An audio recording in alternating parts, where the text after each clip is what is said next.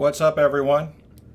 Today I've got an opinion on a Bible passage with which you may disagree, and that's just fine. I'd love to hear your comments, and so please comment below on what you think about this. It has to do with predestination and freedom. And we're looking at one of my favorite Bible passages here, which is Deuteronomy 30, verses 19 through 20.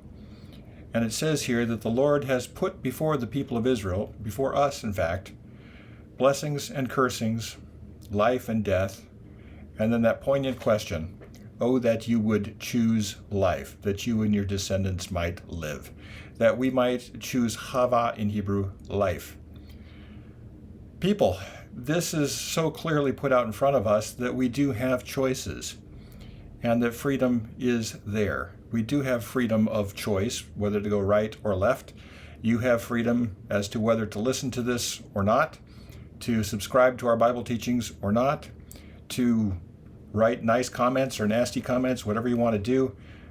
But we do have real freedom. And that's what I want to talk about here is real freedom. Now, I've often heard people take the tension between predestination and free will and try to solve it by saying, well, we really do have free will. God just knows what we're going to do. Now, that to me, and you might disagree with me, please comment, is a cop-out.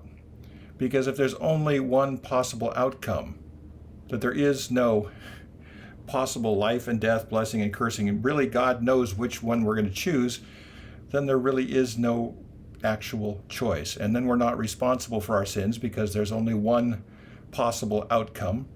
And why should we be punished for what we do wrong if there's only one possible outcome? You see, I think God can operate on more than one straight line. I don't think there's a script ahead of us that we have to read out. I don't think there's only one possible conclusion to history. I do believe that God gave us true free will.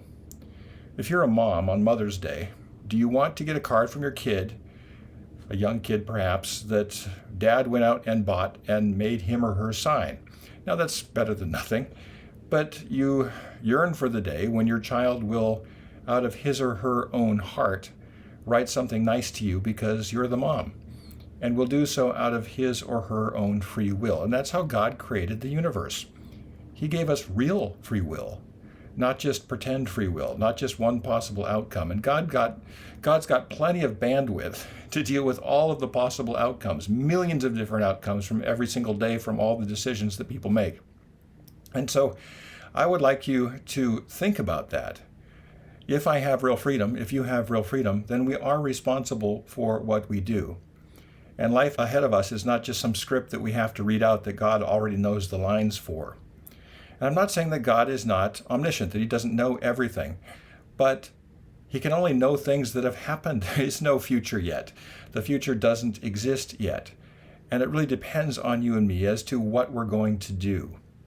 A lot of people have these end times views that are incredibly negative by cherry picking just the negative parts of the end times literature from the Old Testament and the New Testament. And they forget the beautiful stuff, like the lion will lay down with the lamb, and there will be a highway between what is now Iraq and Egypt, and people come together and worship together at Mount Zion. All of these beautiful passages about a beautiful future. I really believe there are many futures ahead of you and me. And they all depend on what you and I do today. So make those decisions carefully. Make those decisions that are life-giving. Oh, that you would choose life. That's the good news for today, and I'll talk to you again tomorrow.